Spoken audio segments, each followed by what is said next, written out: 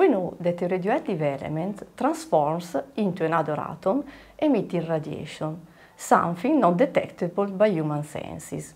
Today we will try to understand what radiation are and their effects on matter together with Maddalena Negrin, one of the junior researchers of the radiochemistry group at Politecnico di Milano.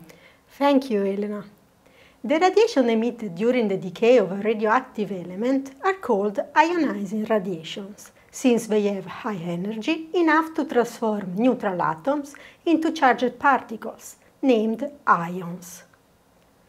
Different types of radiation exist, but only those with the highest energy lead to ionization and break of chemical bonds.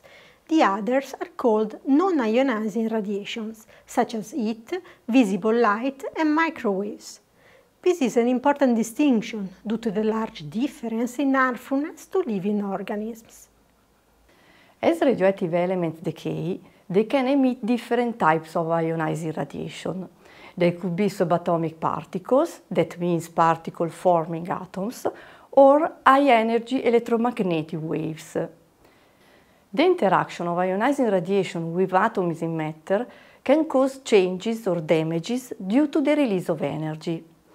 Since ionizing radiations have different features, they interact with matter differently and lead to different effects. Among the ionizing radiations, you have surely heard about alpha and beta radiations, that are particles. As well, you surely know gamma rays and X-rays. They are high-energy electromagnetic waves.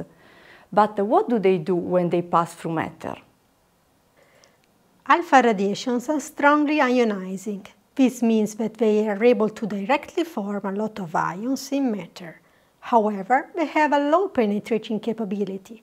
This means that they can form multiple ions only within a small distance in the matter they are passing through. Beta radiations behave more or less as alphas, but are more penetrating of the latter. Gamma rays and X-rays instead are neutral electromagnetic waves that interact with matter according to an indirect mechanism and have the highest penetration power. They can go deep in matter. Also, neutrons are ionizing radiations. Neutrons interact with most types of matter by a nuclear reaction to produce radioactive elements. Neutrons, like gammas, are very penetrating into matter. How much ionizing radiations penetrate in matter depends not only on the radiation type, but also on its energy and the type of material they pass through.